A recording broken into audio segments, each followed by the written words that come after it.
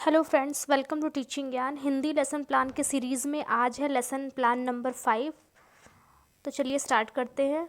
सबसे पहले आप यहाँ पाठ योजना संख्या लिखेंगे, आपका जो भी नंबर है वो आप यहाँ पर डालेंगे। फिर विद्यालय का नाम जो आपको अलॉट किया गया है वो विद्यालय का नाम आप यहाँ पर लिखेंगे। फिर इस तरह से परफॉर्मा बनाएंगे जिसमें आप जिस दिन प्लान पढ़ाने वाले हैं उस दिन का दिनांक लिखेंगे। ये जो प्लान है आज का वो क्लास 7th के लिए है, तो आप यहाँ पे कक्षा 7 लिखेंगे। वर्ग आपका अगर स्कूल में है ABC तो आप यहाँ पर अ ब स लिखेंगे। चक्र में आपका जो भी है प्रथम द्वितीय तृतीय चतुर्थ वो आप यहाँ लिखेंगे। कालांश 35 मिनट आपका जो भी स्कूल में कालांश हो, एक घंटी का जितना भी टाइमिंग हो वो आप लिखेंगे। विषय में हिंदी, और यहाँ पर आप एक कॉलम अगर चाहें तो बढ़ाकर उप विषय का लिख सकते हैं जिसमें आप गद्य लिख सकते हैं। ठीक है।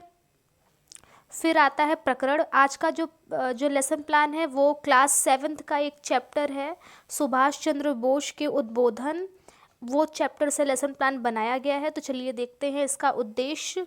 इसमें उद्देश्य कथन में हम देखेंगे कि इस प्रकरण के अध्ययन के पश्चात छात्र जो है हिंदी साहित्य की नई विधा से परिचित हो सकेंगे। दूसरा, भाषण की विधा को समझ सकेंगे। तीसरा, आज़ाद हिंद फौज के गठन के बारे में जान सकेंगे। चौथा है सुभाष चंद्र बोस के कार्यों का वर्णन कर सकेंगे। पांचवा, भाषण विधा का प्रत्यास्मरण कर सकेंगे। इस तरह से हमारा उद्देश्य कथन आता है। अब देखते हैं पूर्व ज्ञान। पूर्व ज्ञान में क्या होता है, जो भी आप पाठ पढ़ाने वाले हैं उसके बारे में छात्रों को थोड़ा बहुत नॉलेज उससे रिलेटेड पहले से रहता है, वो हमारा पूर्व ज्ञान हो जाता है, जिसमें छात्र सुभाष चंद्र बोस के बारे में जानते हैं। फिर है अगला हमारा प्रस्तावना का प्रश्न। इसके अंतर्गत हम इस तरह से परफॉर्मा बनाएंगे जिसमें पहला कॉलम छात्राध्यापिका या छात्राध्यापक कथन का होगा और दूसरा कॉलम छात्र कथन का होगा। इसमें हम 4 से 5 क्वेश्चन के माध्यम से अपना प्रकरण जो कि सुभाष चंद्र बोस के उद्बोधन है उसको निकलवाने का प्रयास करेंगे। तो चलिए देखते हैं पहला क्वेश्चन। इसमें है, हम 15 अगस्त क्यों मनाते हैं? छात्र कथन में आंसर आएगा स्वतंत्रता प्राप्ति के उपलक्ष्य में। दूसरा क्वेश्चन, स्वतंत्रता हमें किन लोगों के कारण प्राप्त हुई? छात्र कथन में आंसर आएगा स्वतंत्रता संग्राम सेनानियों की वजह से। तीसरा क्वेश्चन, कुछ स्वतंत्रता संग्राम सेनानियों के नाम बताइए।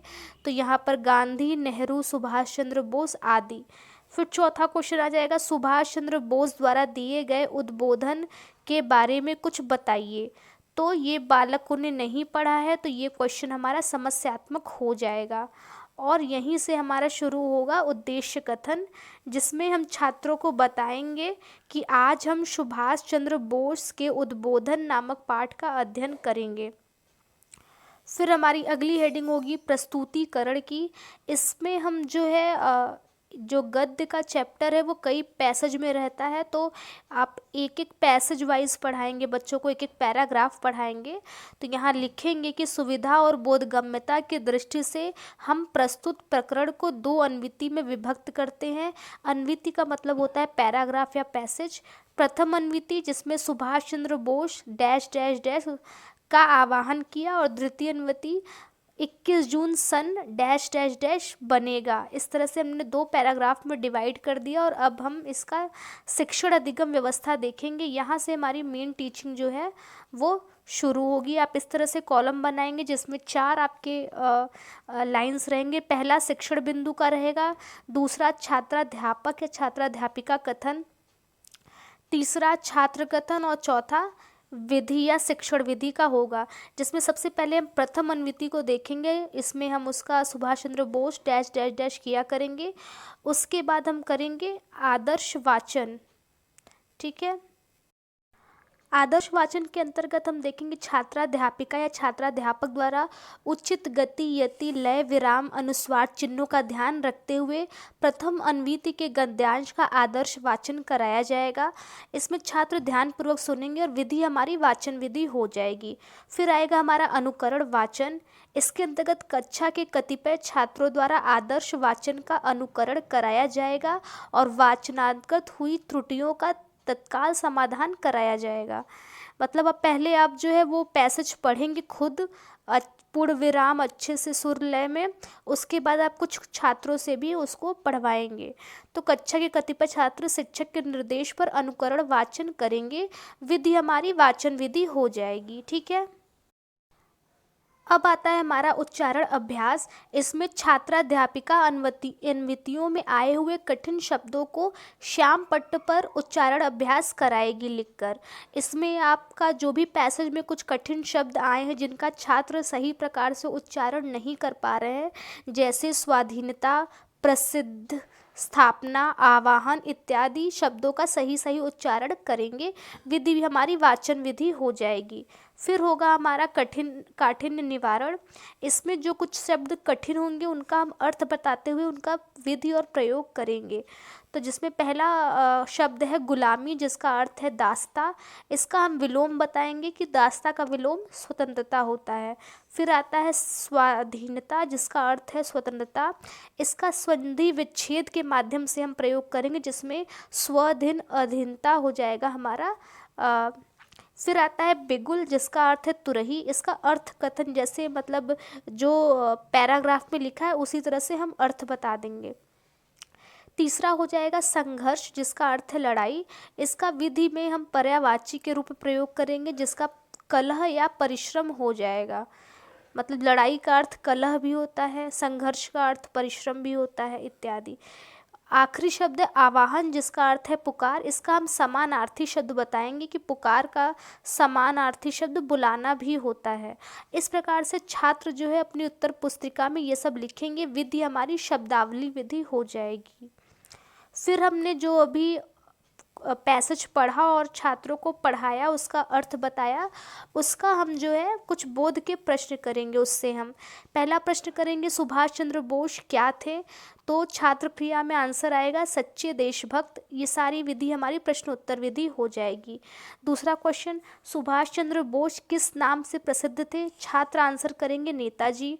तीसरा क्वेश्चन सुभाष चंद्र बोस के भाषण द्वारा लोग क्या प्राप्त करते थे। छात्र आंसर करेंगे प्रेरणा। चौथा क्वेश्चन सुभाष चंद्र बोस ने किस लिए लोगों का आह्वान किया। तो इसका आंसर हो जाएगा संघर्ष के लिए। इस तरह से हमने एक देखा। अब हमारा यहाँ से संदर्भ, प्रसंग और व्याख्या शुरू होता है पहले पैराग्राफ या प्रथम अनुवृत्ति का, जिसमें हम संदर्भ में लिखेंगे प्रस्तुत गद्यांश हमारी पाठ्य पुस्तक मंजरी के सुभाष चंद्र बोस के उद्बोधन नामक पाठ से लिया गया है। यह सुभाष चंद्र बोस के भाषणों के कुछ अंश हैं। इस समय छात्र क्रिया पे छात्र ध्यानपूर्वक सुनेंगे। विधि हमारी व्याख्यान विधि या व्याख्या विधि हो जाएगी। अब इसका प्रसंग होगा प्रस्तुत गद्यांश में सुभाष चंद्र बोस के बारे में बताया गया है। इस समय छात्र जो है वो ध्यानपूर्वक सुनेंगे और विधि हमारी व्याख्यान विधि हो जाएगी।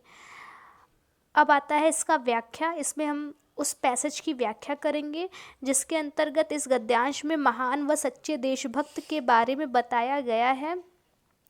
सुभाष चंद्र बोस, जिनका प्रमुख लक्ष्य था भारत को स्वतंत्र कराना और अंग्रेजों को भारत से बाहर भगाना। सुभाष चंद्र बोस को नेताजी के नाम से भी जाना जाता है। उन्होंने विभिन्न देशों में रहने वाले भारतीयों को इकट्ठा किया, आज़ाद हिंद फौज की नींव रखी और आज़ादी के लिए प्रयास प्रारंभ किया। नेताजी विभिन्न अवसरों पर अपने प्रभावशाली भाषण द्वारा लोगों को प्रेरित करते और देश सेवा में आमंत्रित करते थे। इस तरह से हमने एक व्याख्या की पहले पैसेज की और इस समय छात्र जो है ध्यानपूर्वक सुनेंगे और विधि हमारी व्याख्यान विधि हो जाएगी। अब हम इससे ही रिलेटेड कुछ प्रश्न जो है वो बच्चों से करेंगे, जिसे हम विचार विश्लेषण के प्रश्न के नाम से जानते हैं। जिसमें पहला प्रश्न हो जाएगा सुभाष चंद्र बोस किस नाम से जाने जाते थे। तो छात्र आंसर करेंगे नेताजी। सभी प्रश्नोत्तर विधि में चला जाएगा। सेकंड क्वेश्चन विभिन्न देशों में रहने वाले भारतीयों को एकत्रित कर किसकी स्थापना की। तो इसका आंसर हो जाएगा आज़ाद हिंद फौज। तीसरा क्वेश्चन लोगों को क्या प्रेरित करता था। तो इसका आंसर हो जाएगा नेताजी का भाषण। चौथा क्वेश्चन नेताजी के लोगों को क्या आह्वान किया। तो इसका आंसर है संघर्ष के लिए। इस प्रकार से हमारा पहला अनुवृत्ति या पैसेज कंप्लीट होता है। यहाँ से अब हमारा दूसरा पैराग्राफ शुरू होता है, द्वितीय अनुवृत्ति। इसमें हम सबसे पहले यहाँ द्वितीय अनुवृत्ति लिखेंगे 21 जून डैश डैश डैश राष्ट्र के नाम बनेगा। उसके बाद हम आदर्श वाचन करेंगे। यहाँ पर आप सेम जैसे पहले आपने लिखा था वही चीज़ या तो पूरा कॉपी करके 3-4 लाइन आप लिख दीजिए कि छात्राध्यापिका उचित गति लती लय ताल से मतलब उच्चारण के साथ आदर्श वाचन कराएंगे जो आपने भी ऊपर लिखा था, या आप यहाँ पर पूर्ववत भी लिख सकते हैं। इसका मतलब होता है पहले की तरह, और यहाँ भी पूर्ववत और यहाँ वाचन विधि लिख दीजिए। अनुकरण वाचन में भी सेम होगा, कुछ कतिपय छात्रों द्वारा अनुकरण वाचन कराया जाएगा। तो जो आपने पहले अभी ऊपर लिखा था प्रथम अनुवृत्ति में वो कॉपी कर दीजिए यहाँ पर 3-4 लाइन, या आप पूर्ववत भी लिख सकते हैं, और ये विधि भी हमारी वाचन विधि हो जाएगी। अब आता है हमारा उच्चारण अभ्यास। यहाँ से अलग होगा क्योंकि यहाँ सेकंड पैराग्राफ में कुछ अलग शब्द आए होंगे। तो उच्चारण अभ्यास हमें लिखना पड़ेगा, जिसमें छात्राध्यापिका अनुवृत्ति में आए कठिन शब्दों को श्यामपट्ट पर लिखकर उच्चारण अभ्यास करवाएगी। कठिन शब्दों में साम्राज्य, रक्त, संघर्ष, प्रभुसत्ता आदि कठिन शब्दों का सही उच्चारण करेंगे। फिर आएगा काठिन्य निवारण। इसके अंतर्गत सेकंड पैराग्राफ में आए कठिन शब्दों का अर्थ और उसका प्रयोग करेंगे। जैसे साम्राज्य का अर्थ है राज्य, इसका समानार्थी होगा प्रदेश। समझौता का अर्थ है सुलह, इसका हम प्रयोग करेंगे पर्यायवाची के रूप में जैसे सहमति। और थर्ड है संघर्ष, परिश्रम, इसका हम समानार्थी शब्द बच्चों को बता देंगे कि लड़ाई झगड़ा। जंग का अर्थ है युद्ध, इसका हम विलोम बताएंगे शांति। प्रभुसत्ता का अर्थ है स्फूर्तः स्वतंत्र, इसका अर्थ कथन में हम प्रयोग करेंगे। ये चीज़ आप बिल्कुल आपके ऊपर है, यहाँ पर आप कुछ मॉडिफाई भी कर सकते हैं। आप राज्य का जो है अर्थ कथन बता सकते हैं, पर्यायवाची बता सकते हैं, समानार्थी बता सकते हैं, कुछ भी बता सकते हैं। ये चीज़ आप अपने हिसाब से भी कर सकते हैं, या आप चाहें तो इतनी चीज़ों को स्किप भी कर सकते हैं। बट एक मॉडल हिंदी लेसन प्लान में इन चीज़ों को करने से आपका लेसन प्लान और भी ज़्यादा अच्छा दिखेगा। इस समय छात्र कथन में छात्र अपनी उत्तर पुस्तिका में लिखेंगे और विधि हमारी शब्दावली विधि हो जाएगी। फिर आता है हमारा बोध के प्रश्न। इसमें सबसे पहला प्रश्न होगा ब्रिटिश राज्य को क्या करना होगा। इसका छात्र क्रिया में आंसर होगा सदैव के लिए जाना होगा। सारी विधि हमारी प्रश्नोत्तर विधि हो जाएगी। दूसरा क्वेश्चन, जो आज़ादी चाहते थे उन्हें क्या करना चाहिए, आंसर होगा संघर्ष। तीसरा क्वेश्चन, जंग कब तक जारी रखना चाहिए, इसका आंसर होगा जब तक स्वतंत्रता न मिले। चौथा क्वेश्चन, कौन आते हैं और जाते हैं, तो व्यक्ति। अब हमारा शुरू होगा सेकंड पैराग्राफ का संदर्भ, प्रसंग और व्याख्या। संदर्भ आप सेम रहेगा तो आप यहाँ पे भी पूर्ववत लिख सकते हैं, या आप इस तरह से लिख सकते हैं। प्रस्तुत गद्यांश हमारी पाठ्य पुस्तक मंजरी के सुभाष चंद्र बोस के उद्बोधन नामक पाठ से लिया गया है। इस समय छात्र ध्यान पूर्वक सुनेंगे। विधि हमारी व्याख्यान विधि हो जाएगी। प्रसंग में लिखेंगे प्रस्तुत गद्यांश में स्वतंत्रता प्राप्ति के लिए होने वाले संघर्ष का उल्लेख किया गया है। ध्यान रखिएगा यहाँ प्रसंग हर पैसेज का अलग अलग होता है, संदर्भ एक ही होता है लेकिन प्रसंग जो है हर पैसेज का अलग होगा, तो आप प्रसंग आपको लिखना ही पड़ेगा। इस समय छात्र ध्यान पूर्वक सुनेंगे। विधि हमारी व्याख्यान विधि हो जाएगी। अब आता है व्याख्या। इसमें हम देखेंगे कि प्रस्तुत गद्यांश में 21 जून 1943 को टोक्यो रेडियो के प्रथम प्रसारण में नेताजी ने कहा कि व्यक्ति जन्म लेता है और एक दिन मर जाता है, साम्राज्य बनता है और नष्ट हो जाता है। अब समय ब्रिटिश साम्राज्य के जाने का हो गया है। इसके लिए हम सभी भारतीयों को एकत्र होना होगा और लड़ना होगा, और तब तक लड़ना होगा जब तक अंग्रेज देश के बाहर चले जाएं। इसके बाद ही देश स्वतंत्र प्रभुसत्ता संपन्न राष्ट्र बनेगा। इस तरह से हमने सेकंड पैराग्राफ की व्याख्या की। इस समय भी छात्र क्रिया में छात्र ध्यान पूर्वक सुनेंगे और विधि हमारी व्याख्यान विधि हो जाएगी। अब हम देखते हैं विचार विश्लेषण के प्रश्न। इसके अंतर्गत हम कुछ प्रश्न करेंगे बच्चों से, जिसमें पहला प्रश्न है 21 जून 1943 को क्या हुआ था। छात्र आंसर करेंगे प्रथम टोक्यो रेडियो प्रसारण। सभी में प्रश्नोत्तर विधि हो जाएगी। सेकंड क्वेश्चन, देश से किसे बाहर निकलना होगा। छात्र आंसर करेंगे अंग्रेजों को। अगला क्वेश्चन, अंग्रेज को बाहर निकालने के लिए क्या करना होगा। छात्र क्रिया में आंसर आएगा संघर्ष। विधि सब में प्रश्नोत्तर विधि होगी। फोर्थ क्वेश्चन, यह संघर्ष कब तक चलेगा? इसका आंसर आएगा जब तक अंग्रेज भारत नहीं छोड़ते। इस तरह से हमने फर्स्ट अनुवृत्ति और सेकंड अनुवृत्ति का आदर्श वाचन, अनुकरण वाचन, उच्चारण अभ्यास, कठिन निवारण, उसके अतिरिक्त संदर्भ, प्रसंग, व्याख्या, बोध के प्रश्न और विचार विश्लेषण के प्रश्न देखे। और हमारा यहाँ से शिक्षण अधिगम व्यवस्था अब कंप्लीट होता है। अब आता है हमारा श्याम पट्ट सारांश। इसमें प्रथम अनुवृत्ति और द्वितीय अनुवृत्ति को मिला के जो भी कुछ शब्द आपने श्याम पट्ट पर लिखे हुए थे पढ़ाते समय ब्लैक बोर्ड पे, वही चीज़ें आप यहाँ पर लिखेंगे। इस तरह से कॉलम बनाएंगे शब्द और अर्थ का और लिखेंगे। जिसमें पहला है गुलामी, गुलामी का अर्थ है दास्ता। स्वाधीनता अर्थात स्वतंत्रता। ओजस्वी का अर्थ प्रभावी। संघर्ष का अर्थ है परिश्रम या जंग। आह्वान का अर्थ है पुकारना। प्रभुसत्ता मतलब पूर्णतः स्वतंत्र। नष्ट मतलब समाप्त। इस तरह से हमने श्यामपट्ट सारांश देखा। अब हम देखते हैं मूल्यांकन के प्रश्न। मूल्यांकन के प्रश्न में जो उद्देश्य हमने शुरू में निर्धारित किए थे उद्देश्य कथन के रूप में, उसको हम चेक करेंगे कि बच्चों ने कहाँ तक प्राप्त किया, बच्चों को ये पाठ योजना कहाँ तक समझ में आई। उसके लिए सिर्फ हम कुछ प्रश्न करेंगे, इसमें उसका उत्तर यहाँ पे लिखना ज़रूरी नहीं है। प्रश्न पहला होगा सुभाष चंद्र बोस कौन थे? दूसरा क्वेश्चन सुभाष चंद्र बोस का क्या लक्ष्य था? तीसरा क्वेश्चन लोगों को क्या प्रेरणा प्रदान करता है? चौथा क्वेश्चन नेताजी ने किसकी स्थापना की? पांचवा क्वेश्चन स्वतंत्रता प्राप्ति हेतु हमें क्या करना चाहिए? इस प्रकार से हमारा मूल्यांकन का प्रश्न खत्म हुआ। अब लास्ट में हमारा आता है दत्त कार्य, जिसे हम होमवर्क कहते हैं। इसमें 2 क्वेश्चन हम देंगे बच्चों को। पहला क्वेश्चन है प्रथम टोक्यो रेडियो प्रसारण कब हुआ था?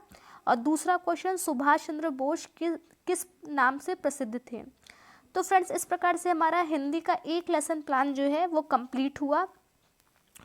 और ये हमारा लेसन प्लान 5 है। इस समय हिंदी लेसन प्लान सीरीज़ चल रही है जिसमें आपको मोर देन 30 लेसन प्लान्स कराए जाएंगे हिंदी के, जिसमें आपको गद्य, पद्य और व्याकरण सभी प्रकार के लेसन प्लान प्रोवाइड कराए जाएंगे। इसलिए आप चैनल से बने रहिएगा, चैनल को सब्सक्राइब करिएगा। अगर आपको ये लेसन प्लान अच्छा लगा हो, वीडियो समझ में आया हो, तो वीडियो को प्लीज़ लाइक करिएगा।